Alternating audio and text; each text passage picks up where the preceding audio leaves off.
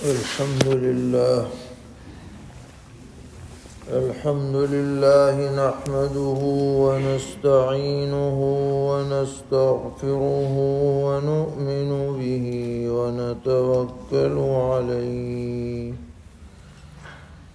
ونعوذ بالله من شرور أنفسنا ومن سيئات أعمالنا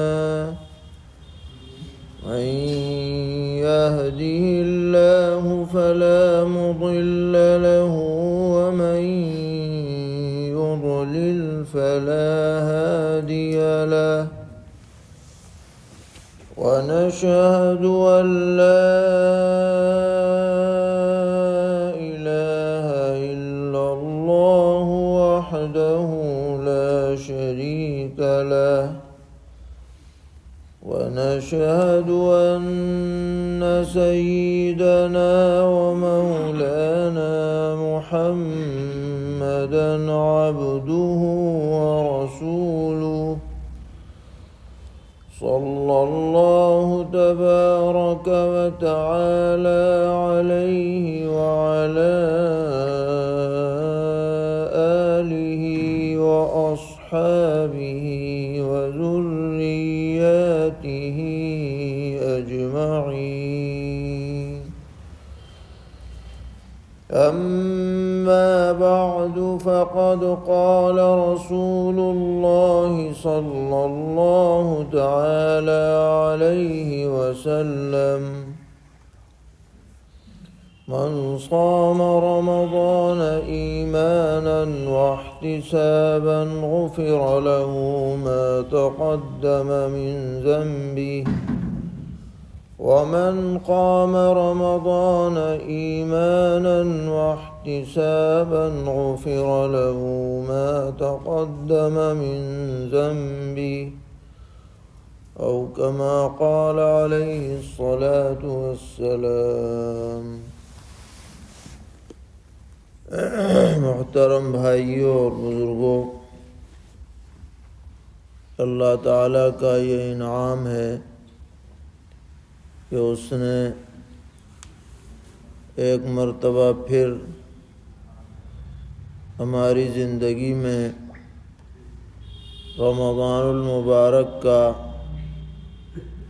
مبارک مہینہ عطا فرمایا ہے۔ بہت سے ہمارے بڑے یا عزیز قریب یا جان پہچان والے پچھلے سال رمضان المبارک میں باحیات تھے، لیکن آج وہ موجود نہیں ہیں، اور اس وقت جتنے لوگ موجود ہیں کچھ پتہ نہیں کہ اگلا سال انہیں رمضان ملے یا نہ ملے۔ تو اس پر ہمیں اللہ تعالیٰ کا شکر بجا لانا چاہیے کہ اس نے یہ موقع ہمیں ایک مرتبہ اور عطا فرمایا ہے۔ اس مہینے کی جو خاص عبادت ہے وہ روزہ ہے۔ اللہ تعالیٰ نے قرآن پاک میں فرمایا: فَمَنْ شَهِدَ مِنْكُمُ الشَّهْرَ فَلْيَصُمْهُ،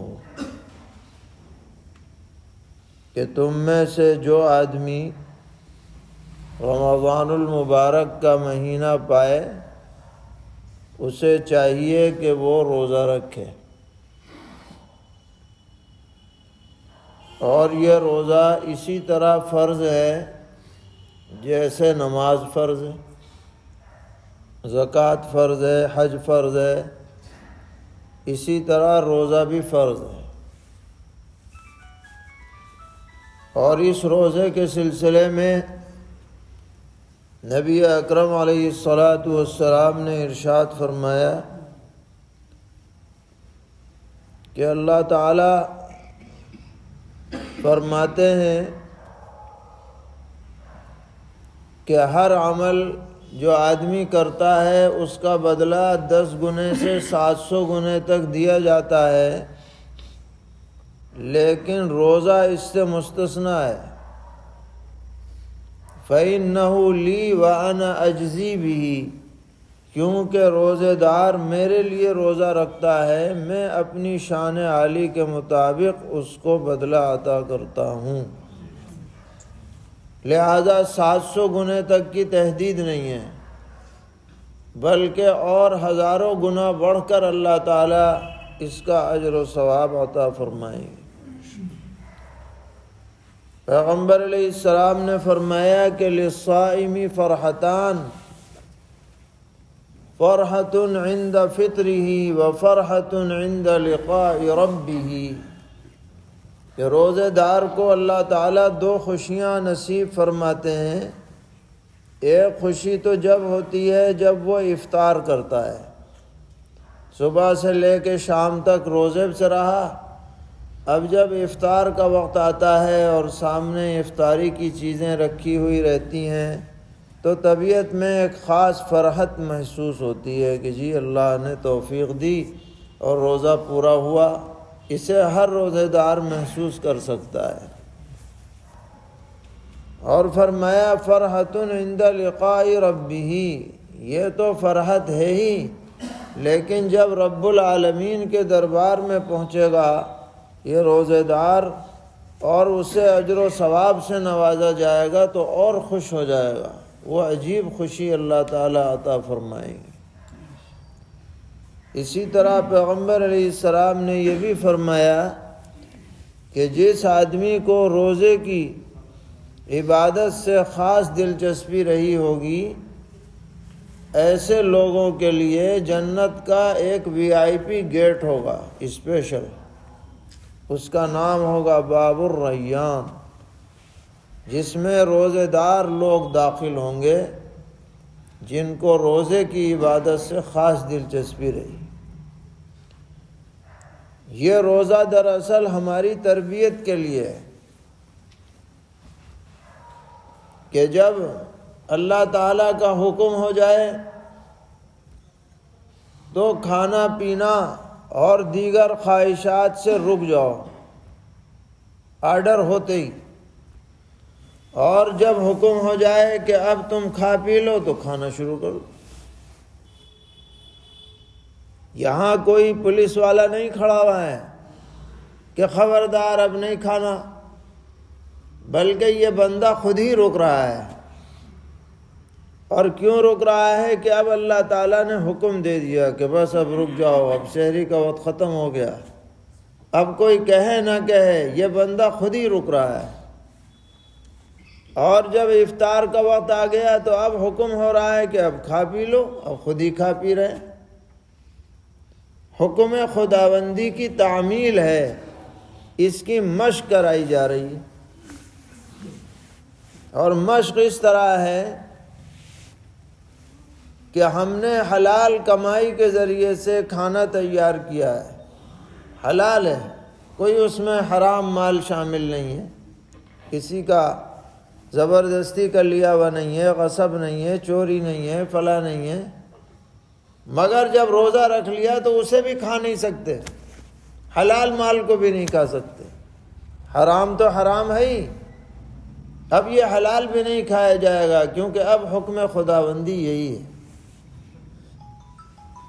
اسی طرح بیوی منکوحہ حلال ہے، لیکن روزے کی حالت میں اس کے پاس نہیں جائے گا آدمی، حکم خداوندی کی تعمیل کرنا ہے۔ اسی طرح روزے کی حالت میں ہر طرح کے گناہ سے بچے، گناہ سے تو ہر حالت میں بچنا چاہیے، روزہ ہو یا نہ ہو، لیکن روزے میں بدرجہ اولا بچنا ہے۔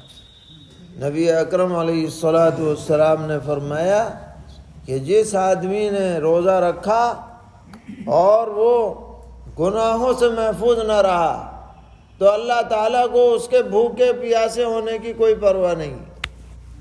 اگر اس کی زبان قینچی کی طرح چلتی رہی، گالم گلوچ کرتا رہا، جھوٹ بولتا رہا، غیبتیں کرتا رہا، آنکھوں سے غلط مناظر دیکھتا رہا، کانوں سے گانے باجے سنتا رہا اور سمجھ رہا کہ میرا تو روزہ ہے، ٹھیک ہے روزہ قاعدے ضابطے کے مطابق ہو جائے گا، لیکن اللہ کے ہاں یہ روزے داروں میں نہیں لکھا جائے گا، کیونکہ اس نے روزے کے تقاضوں کو پورا نہیں کیا۔ اس لیے ہمیں روزہ رکھنا ہے کامل درجے کا، جس میں کسی طرح کے گناہ کا شائبہ بھی نہ ہو۔ روزہ صرف کھانے پینے سے ہی رکنے کا نام نہیں ہے، بلکہ آنکھوں کا بھی روزہ ہے، کانوں کا بھی روزہ ہے، زبان سے بولنے کا بھی روزہ ہے۔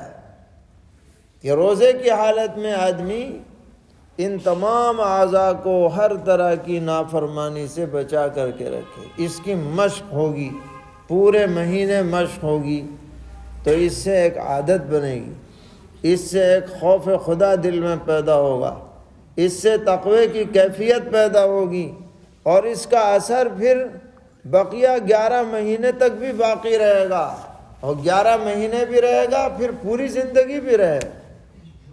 اسی لیے اللہ تعالیٰ نے فرمایا یا ایھا الذین آمنوا کتب علیکم الصیام، اے ایمان والو تم پر روزہ فرض کیا گیا، کما کتب علی الذین من قبلکم، جیسے تم سے پہلی امتوں پر فرض ہوا، لعلکم تتقون، تاکہ تم متقی پرہیزگار بن جاؤ۔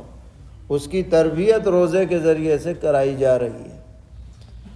تو ایک تو یہ عبادت ہے جو ہر مسلمان عاقل بالغ پر فرض ہے، صحت مند پر فوری طور پر روزہ رکھنا لازم ہے، اور اگر کوئی بیمار ہو یا مسافر ہو تو فرض تو اس پہ بھی ہے، مگر یہ ہے کہ تم ابھی نہ رکھو، بعد میں رکھ لو، اس کی ڈھیل دی گئی ہے، رخصت دی گئی ہے۔ لیکن ایسا نہیں ہے کہ فرض نہ ہو، فرض ان پر بھی ہے۔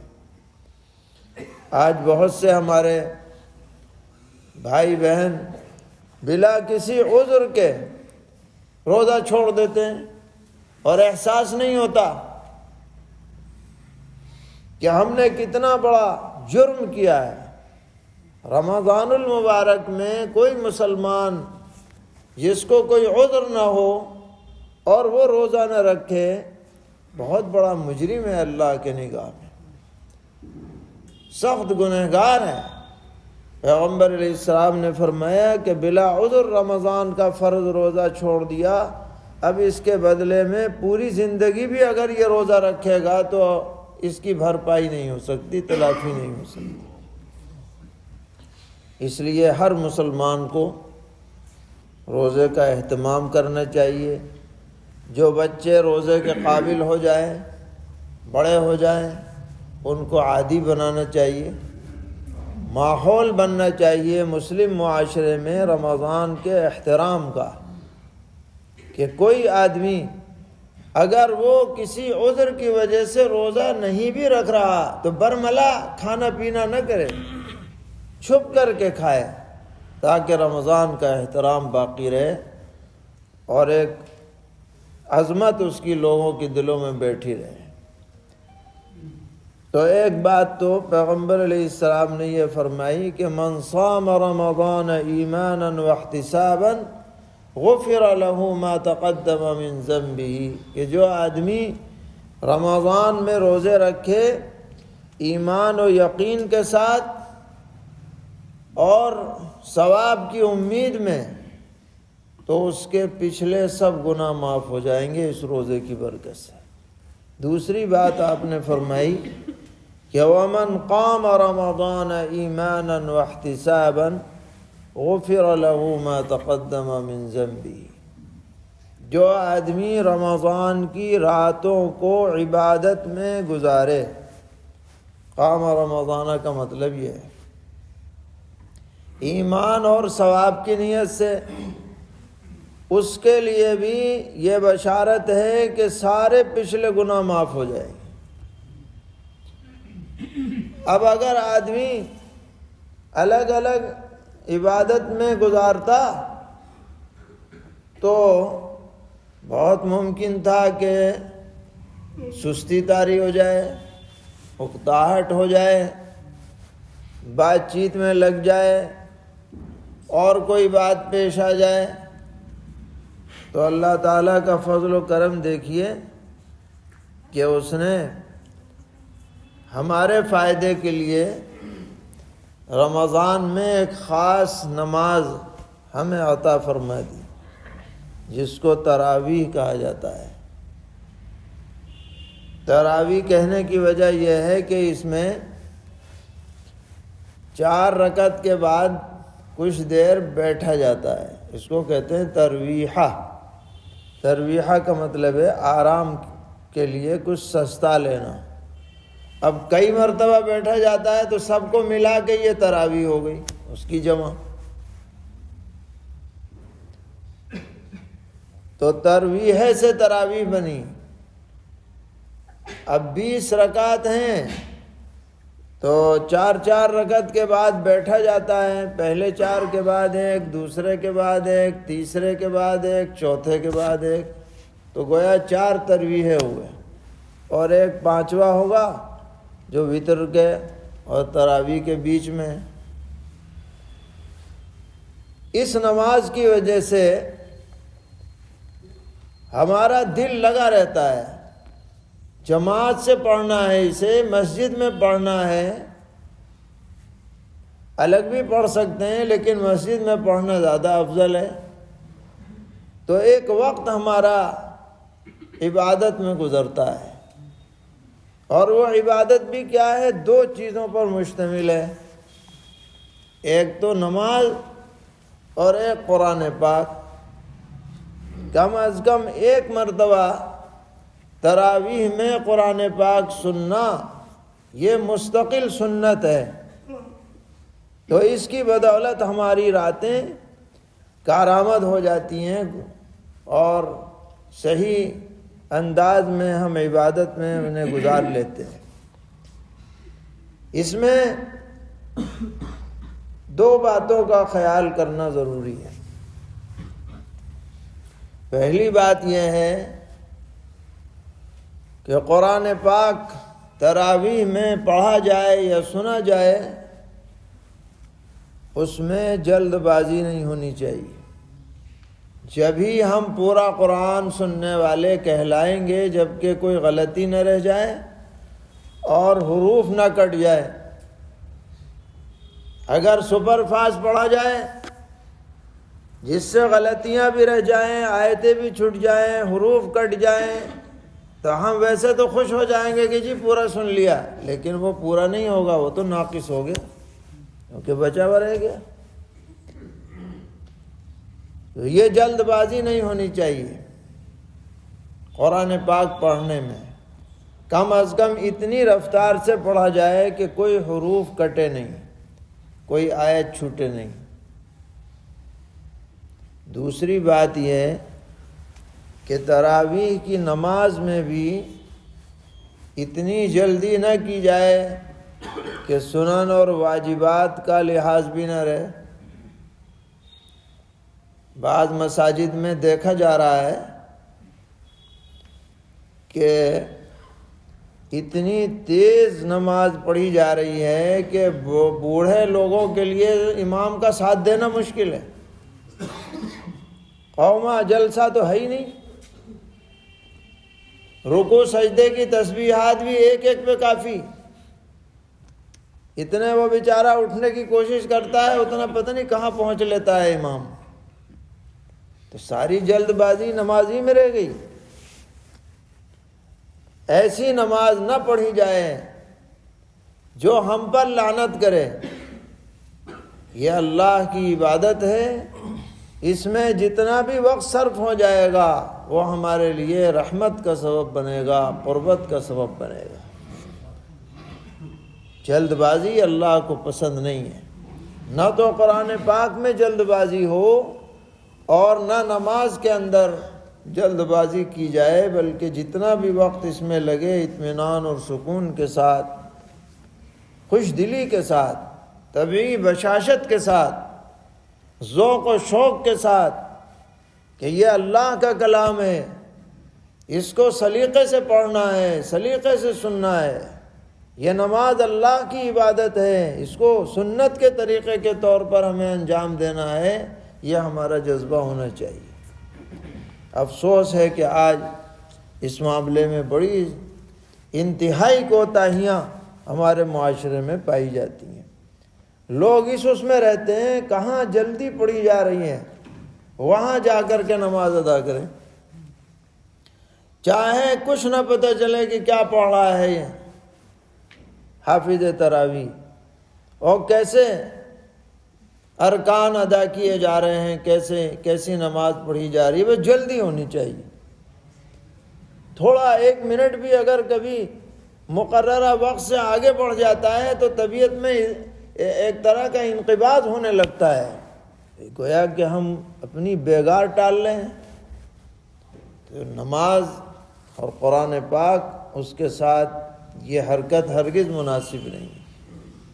ہم لوگوں کو اس کا اہتمام کرنا چاہیے۔ یہ نعمت ہمیں ملی ہے رمضان المبارک کی، اس کے دنوں کو بھی کارآمد بنائیں، اس کی راتوں کو بھی کارآمد بنانے کی کوشش کریں۔ اللہ تعالی ہم سب کو توفیق عطا فرمائیں، کوتاہیوں کو معاف فرمائیں، اور صحیح طرح اس کی قدر دانی کی ہم کی سعادت سے ہمیں نوازیں۔ وصلی اللہ تعالی علی خیر خلقہ محمد وعلی آلہ واصحابہ وذریاتہ اجمعین۔